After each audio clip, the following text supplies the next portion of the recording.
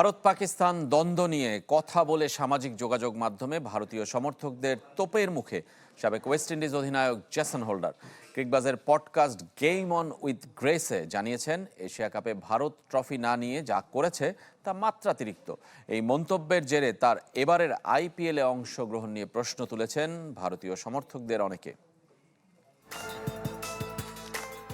Cricket মাঠে খেলা ছাপিয়ে ভারত পাকিস্তান রাজনৈতিক বৈরিতা সবার জানা। দ্বিপাক্ষিক সিরিজ বয়কটের এক যুগ পর এশিয়া কাপে হ্যান্ডশেক বিতর্ক যোগ করেছে ভিন্ন মাত্রা।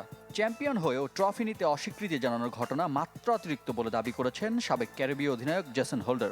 নতুন এবং ফিরে আসা গ্রাহকদের জন্য নগদে চলছে ক্যাশব্যাক সহ প্রতিদিন হাজারো উপহার জেতার সুযোগ। হবে আশা আর ফেরা, সারপ্রাইজ সেরা। আমি ভারত পাকিস্তান উত্তাপ পছন্দ করি না। এটা ক্রিকেটের অনেক বাইরে চলে গেছে, যা সত্যি দুঃখজনক। ভারতের এশিয়া কাপ ট্রফি না নেওয়া ছিল মাত্রাতিরিক্ত।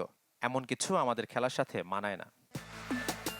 বিতর্ক উস্কে দেওয়া নয়, ক্রিকেটারদের লক্ষ্য হওয়া উচিত আরও মহৎ।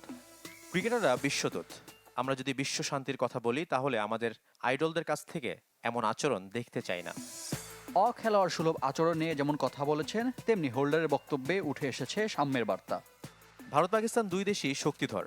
তারা যদি মাঠে হাত মেলাতে পারে, তাহলে ক্রিকেটের বাইরে অনেক বড় বার্তা যাবে। আইপিএলের এবারের মিনি নিলামে 7 কোটি রুপিতে হোল্ডারকে দলে ভিড়িয়েছে সাবেক চ্যাম্পিয়ন গুজরাট টাইটান্স।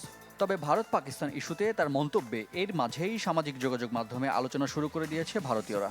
ঠিক একইভাবে মুস্তাফিজের বিপক্ষেও অনলাইন জনমতে সফল হয়েছিল কট্টর হিন্দুত্ববাদীরা।